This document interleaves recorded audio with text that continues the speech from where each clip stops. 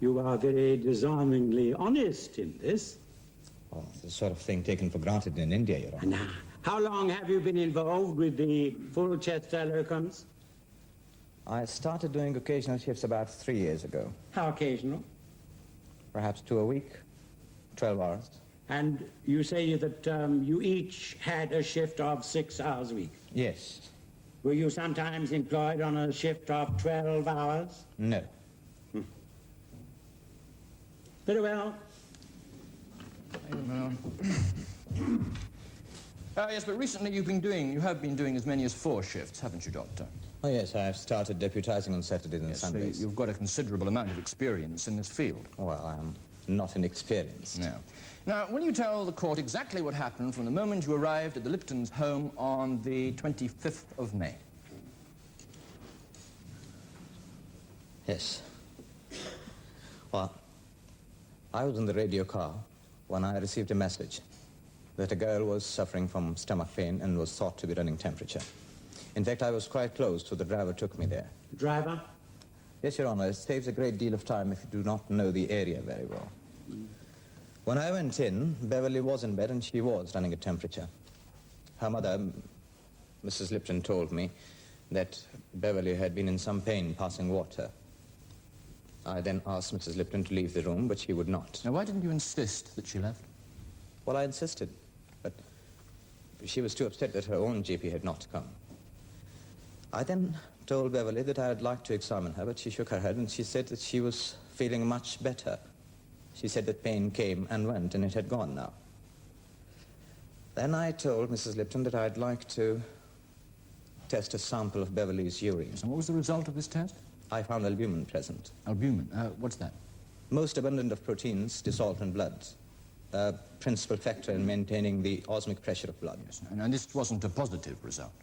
No, not necessarily conclusive in any way. You often find albumin present. It's often an ordinary discharge. Then I asked Beverly when was her period due, and she said that she had just had it. Yes. Now, did it enter your head to ask the girl if she was pregnant? Stomach pain, nausea? Oh, yes, that's the kind of question you always think of with a young girl.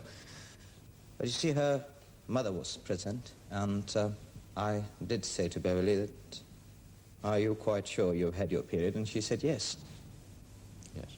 Now, Mrs. Lipton claims that she told you that her daughter was pregnant. No, she did not. Now, is there a chance that she might have told you, but you didn't hear?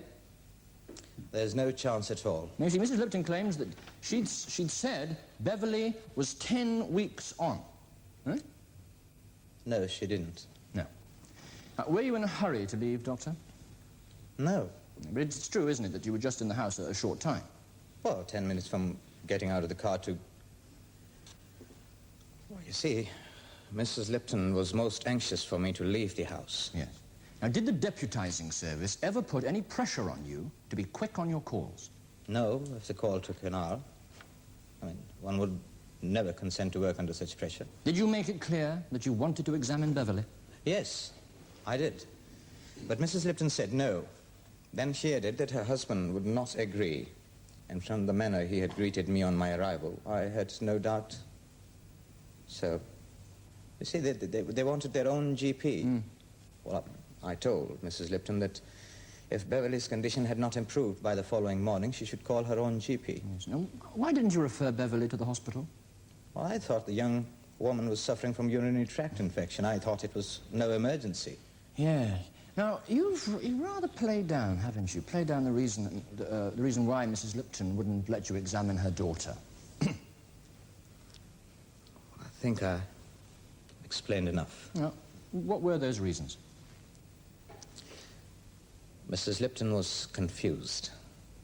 See, I'm beginning to think that you're trying to protect Mrs. Lipton. Oh. I think I've explained enough. All right. Now, you were with Beverly 6 minutes or so. Did you rush? No, I did whatever I could. Now, Mrs. Lipton says that you ran down the stairs. Did you do that? It's very difficult to run downstairs. Oh, yes, but did you try? Well, I walked down the stairs briskly, but you see, There was no point in my staying in the house when I had done all I could. Thank you, Doctor. Well, Doctor, it's a pity you are not one of the more inexperienced doctors working for the service, because if you had been, you might have sent Beverly to hospital, and she would have been alive today. Yes. Yes. Now, Mrs. Lipton told you her daughter was pregnant, didn't she? No. Are you calling her a liar? Come on. Is she lying? Yes. Why?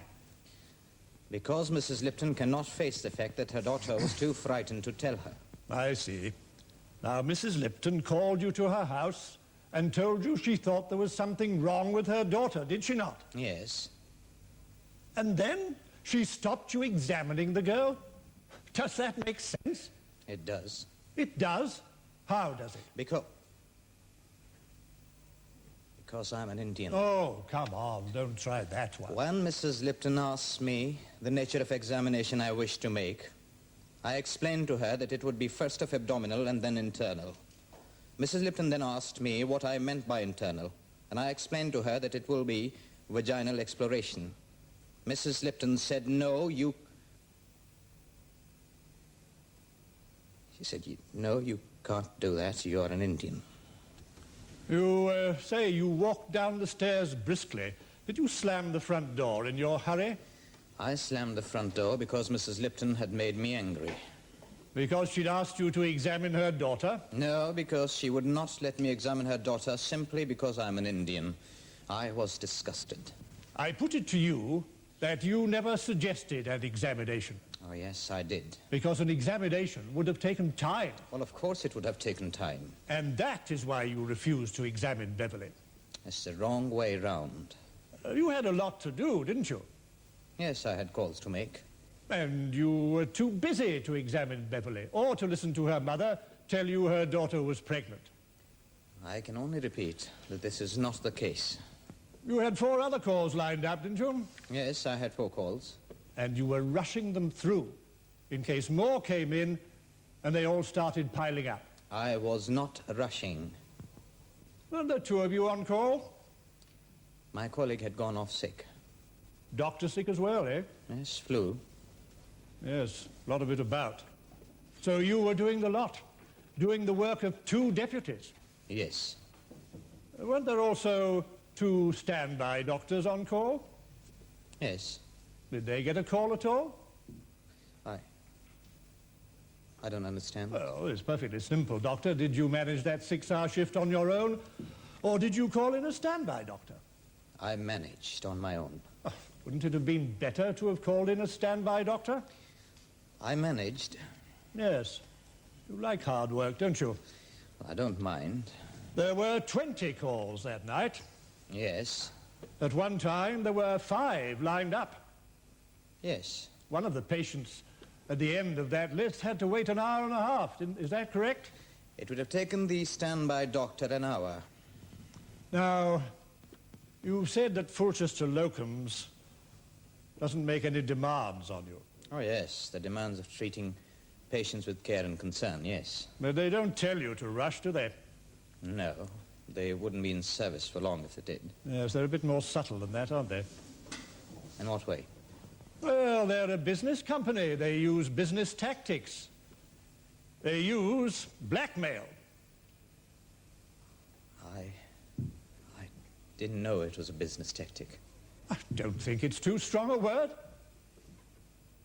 I don't know what you mean. No, neither do I, Mr. Cross. Make yourself clear. Well, my lord, in industry, men often work on piecework.